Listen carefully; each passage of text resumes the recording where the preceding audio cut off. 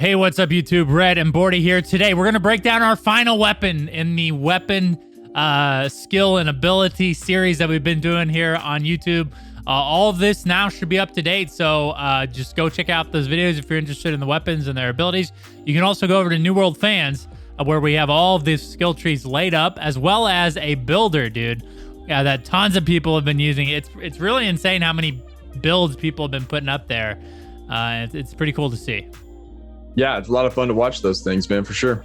And coming soon is a rating system, so eventually we'll be able to pop the top ones up to the cream of the crop, and you'll be able to see like the highest rated guilds. Dude, I think in the future we should, or maybe even cover those top 5 builds or top 3 builds or something like that. So absolutely, man. Oh, yo, hey, the rating system too is made by you guys. You guys are going to be the ones voting on it, not us behind the scenes. It's going to be open for everyone to vote on, and so the builds will be voted on by the community. So they'll be the most popular builds out there.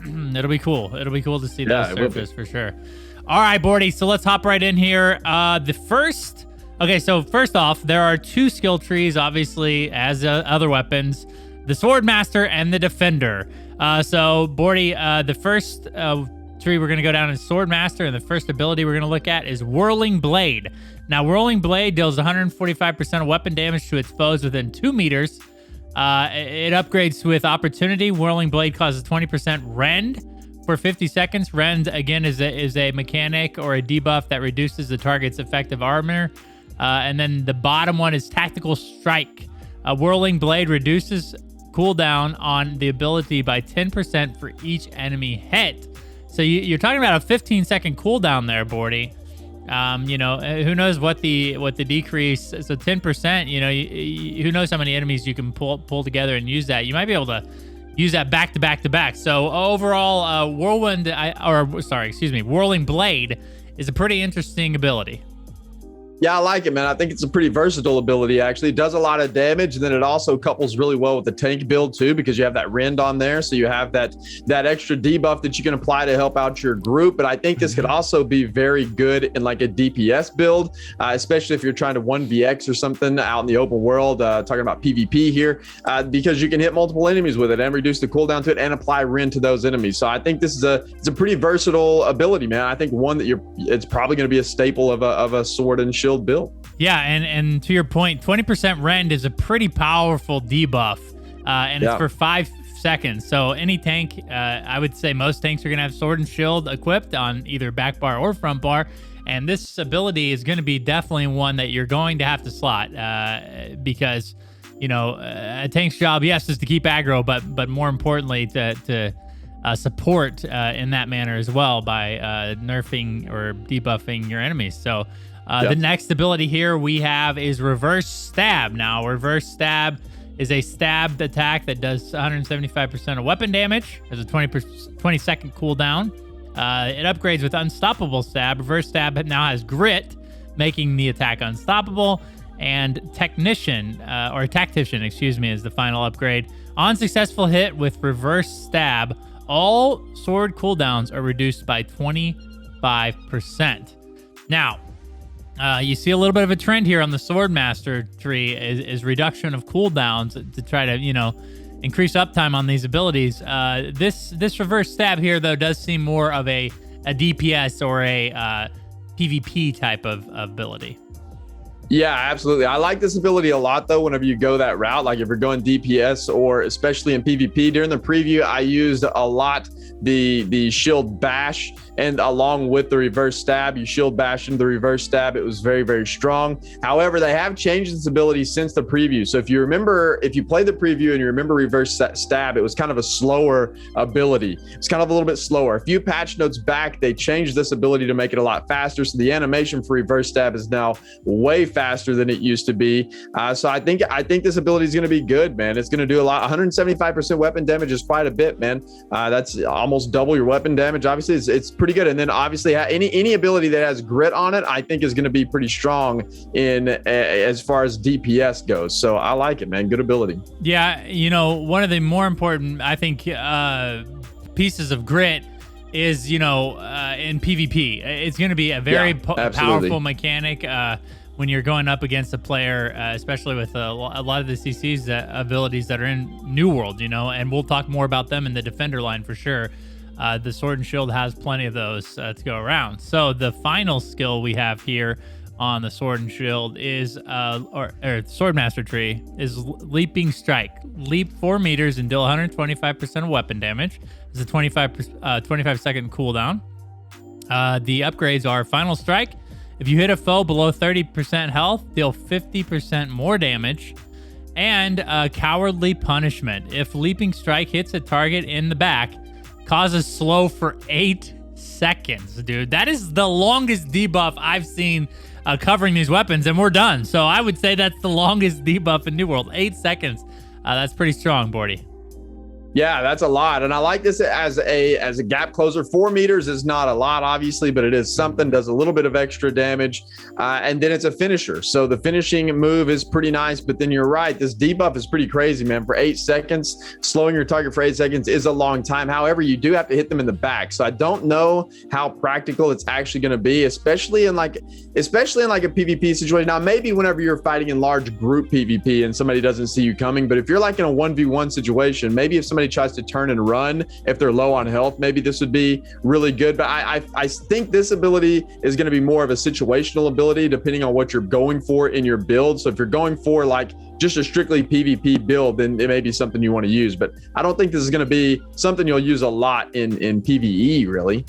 Yeah, we'll see, Bordy, because here's what's interesting. I think, most people consider the Sword and Shield tree more of the tanking weapon, but some of these passives here on the Sword and Master side are pretty powerful, man. And one of the ones we want to look at real quick is Empowered Stab. Now, successful heavy attack grants you 30% in power for 5 seconds. Now, that is 30% more damage clean across the board for 5 seconds. That's pretty crazy. You get Opportunist, which we just mentioned, probably the longest debuff in New World. Deal 20% more damage to slowed foes. So dude, you heavy attack right after a Leaping Strike, and you have a pretty big window for massive amounts of damage.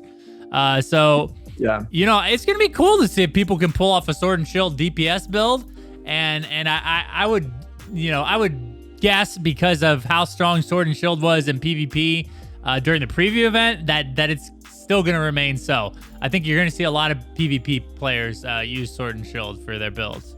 I think so, and I think you could pull off a pretty good DPS build with it as well. And plus, if you look down below the Empowered Stab, there's another one there called Freeing Justice that successfily hitting with a heavy attack causes you to lose all debuffs.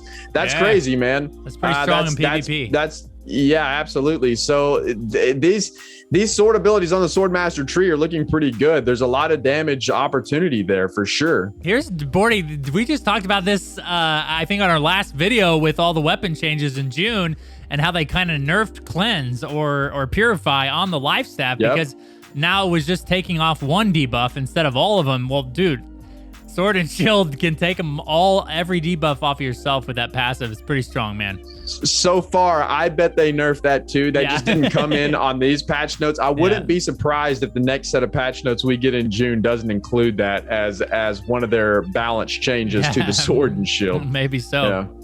Maybe so. Okay, so the key passive here in the Swordmaster tree is Leadership. While holding a sword, all group members' damage is increased by 10%. I can only assume that includes yourself as well. But dude, here's the thing, and I like how they did this, because this is a pretty big choice for a tank. We're gonna go over the key passive on the Defender later on, but this is powerful, dude. At 10% across the board with all of your group members in expeditions and group-like settings like sieges. This can be a very powerful thing that you're probably going to want to have in every group at this point. Yeah, I would think so, but it is going to be pretty interesting because whenever we get over here to the Defender skill tree and we look at that key passive, there's going to be some pretty interesting choices to make as to what you want to include in your group whenever you go run certain content. So I like these key passives. We'll save that one for the end of the Defender line, but there is going to be kind of a choice to make here, man. Yeah, there is for sure. So let's hop over there, Bordy, to the Defender tree. The first ability we have here is Shield Rush. Rush forward 5 meters, knocking back a foe and dealing 125% weapon damage. This is a 20-second cooldown here. The upgrades to Shield Rush are Improved Rush. On successful hit, all enemies within 5 meters gain 10% weakness. There's a pretty massive debuff there, decreasing the damage of your enemy. And then Intimidating Rush is the last update, or last upgrade, excuse me. One successful hit, all enemies within 5, or on, gosh dang it, on successful hit, all enemies within 5 meters are 30% slowed for 4 seconds. So there you go, another slow, dude. And you know, this is, when I was using the Sword and Shield, this is one of my favorite abilities. It's a gap closer, it's a CC ability, and now it has a debuff on it, dude. The Shield Rush is a pretty powerful ability. Yeah, absolutely, man. It not only does it knock back your enemies and deal damage, so there's kind of a CC there with the knockback. I don't know if knockback's really a CC, but anyway, there's a knockback on there, and then you have your Improved Rush that also gives you that debuff of Weaken, so that's pretty strong too for 4 seconds. Weaken reduces damage, and then you have the slow on top of that, man. It's a very strong ability, and I think this is another one that tanks would probably want to take, man, because you have, and I think double you could, debuff. You know, you could. Yeah, absolutely. You have the other abilities over there. The what was it? The Whirling Blade over there on the Swordmaster side. You could take that plus this, and yeah, absolutely double debuff that you have going on here, plus a slow. And it's crazy that this ability does on successful hit, all enemies within 5 meters gain 10% weaken, and then all enemies within 5 meters also gain a 30% slow. It's pretty crazy, man. That's pretty strong. I think that is going to be good in both PvP and PvE scenarios. Yeah, and you know, what's interesting is, you know, we have a lot of those other weapons that do have increased damage on debuffed targets. So, you know, this is just yet another synergy of your tank being able to increase the damage of your other party members. And it's, again, going to be pretty cool how people mix and match these two skill trees for tanking and for DPS, quite frankly. Yeah. So, the second ability in the Defender line is Shield Bash. Deal 50% of weapon damage and stuns foes in front of you for 2 seconds. This is Taunt Gem compatible. If you have a Carnelian Gem equipped in your sword, this ability causes a 6-second taunt to all enemies in the area. So here you go. Here's an AoE taunt. Always very powerful in games like this because, you know, obviously taunting a boss is one thing, but having 7 or 8 mobs that you're trying to keep aggro on, AoE taunts are a must. So here you go, Forty. Here's the Sword and Shield AoE taunt.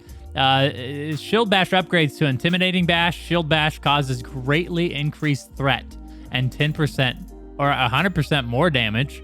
So a little more threat and more damage there. And then Concussive Bash. Shield Bash stun duration is increased by 1 second. That would be a total of 3 seconds there. So Bordy, you know, just an all-around pretty strong ability for a tank. You're definitely, I would think as a tank, you're probably going to want to taunt on both bars. So this seems like the obvious choice for the Sword and Shield taunt tree. Yeah, maybe so, man. I don't know. I don't know if I would go with this or the next ability we're about to go over, because I think as a tank, I would probably rather take the other ability, the Shield Rush versus the Shield Bash. And then I'd probably couple Shield Rush plus the next ability we're going to go over and maybe Whirling Blade. And then I'm not sure. But it's tough because the key passives that we're going to look at here too in a minute. But this is interesting because it does have it is Taunt Gem compatible, but I feel like Shield Rush just in an overall situation is better. I think Shield Bash is really good for situational situations.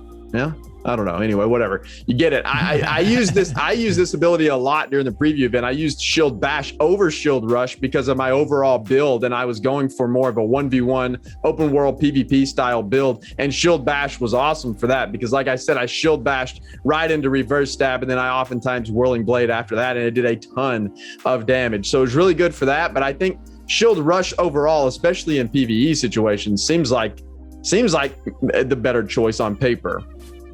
Yeah, so let's go over this last ability because this is the one you're talking about to kind of offset the other tank or the other taunt in the skill tree, and that is Final Stand. For 8 seconds, all damage is reduced by 30%. This is Taunt Gem compatible. If you have a Carnelian Gem equipped on your sword, this ability causes a 6-second taunt to all enemies within 8 meters.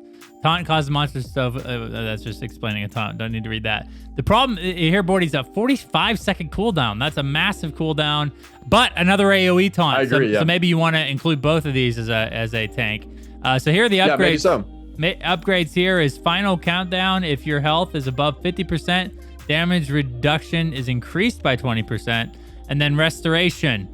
Gain 15% of your max health when final stance ends. There's a lot of synergy there with Constitution and those two upgrades. Obviously, as a tank, you're probably going to want to, especially with hard-hitting bosses and one-shot mechanics, you're definitely going to need to pull you up your hit points to make sure you don't die on your not fire team. I don't know why I'm saying that. Your group. So, Bordy, here we go. Another AoE taunt. Clearly, the Defender tree is meant for tanking. What are your overall thoughts here on the Defender tree before we start breaking down the passives? I like it, man. I think it's a strong option for a tank. I think this is probably going to be a must-have for any tank. I mean, this last ability we just went over, Final Stand, if your health is above 50% damage, then your damage reduction is going to be 50%. That's a lot, man. Mm-hmm. I think that's going to be useful in PvP as well, or could be, depending on what your build is. But I think it's a strong ability. Plus, you get a heal at the end of it for your max health. I think it's a really strong ability. I like the Defender tree overall, and I think it's probably, as you would assume, with a sword and a shield, I would think it's going to be a very good option for a tank. But I wouldn't rule it out for a DPS build either, or a very good PvP weapon as well. I think this is a versatile weapon all around, man. I agree with you. So here's some interesting synergy here with your hit points and everything on the Defender tree. You have Fortitude here. While holding a sword, current and max health are increased by 10%. Pretty powerful. Recuperation, and this kind of synergizes well with your Final Stand here. Recuperation, all incoming healing and regeneration is increased by 10%. Obviously, as a tank, you want to find ways to help make your healer's job a little bit easier, and that'll help you take more damage. I think those are must passives there in the Defender tree for a tank. But here's the key passive, and that is Defensive Formation. While blocking, reduce damage to all other allies within 2 meters by 30%. That's a massive buff to damage reduction. And this is where it kind of gets challenging, Bordy, as far as like mechanics and roles in dungeons and raids. If you're the tank or the healer, and I've been on the healing and I've played healer in a lot of games, you're kind of upset if your DPS is taking a bunch of damage. So, this seems maybe like a little bit of overkill here because, you're mainly concerned about your tank not, getting some mitigation. But you can see where maybe in some situations where damage is unavoidable, this passive will be a must. Yeah, I think so. I think this is a really good passive, but I want to point out a couple of very key things here. So let's read over the key passive on the other tree real fast called Leadership. So it says, while holding a sword, all group members' damage is increased by 10%. Right. All include yourself. The other side of the tree says Defensive Formation. While blocking, reduce damage to all other allies within 2 meters by 30%. So I do not think you're going to get that damage reduction, because if you had Fortify or Final Stand on and you were reducing your damage by 30%, and then if you're above 50% health, then you reduce your damage by 50%, and then you also have this Defensive Formation passive with another 30%, you'd be reducing damage by 80%, which would be absolutely absurd. So I don't think they can, that would be too OP. So it can't be, I think that's why it says to all other allies within 2 meters and not yourself. But either way, very strong. And I think that in a lot of groups, you're going to want to have that, man. I think even in a siege situation with big group PvP, I think that'd be very good to have. Yeah, and that's where I think it does come in to be a more powerful ability, is in like a PvP or invasion type situation where damage is unavoidable. You're all, everybody's going to be taking damage from, it's just complete chaos if you didn't have a chance to do siege or invasions in the preview event. But yeah, this could be very useful in those situations. And we'll see, depending on the mechanics or the puzzles in the expeditions, how useful this will be. But man, a lot of competition for which key passive you're going to want to push for in the Sword and Shield skill tree, because I think they're both very strong. And just overall, this is a very, like you were saying before, a very strong weapon in PvP, PvE, potentially DPS and tanking. And dude, you love the versatility, to see the differentiation, oh my gosh, seeing diversity in builds. Yeah, I about said it. You know what I mean? Having the choices be important as a player, you know, as you're making a build and choosing your weapons and choosing what skill points you want to put in the skill trees, dude. It's awesome to see that there's going to be like some very important choices as you build out your character that's going to define you know, how the character plays. Even with the same weapon as your opponent or your teammate, you could have completely different builds, and I'm definitely here for that.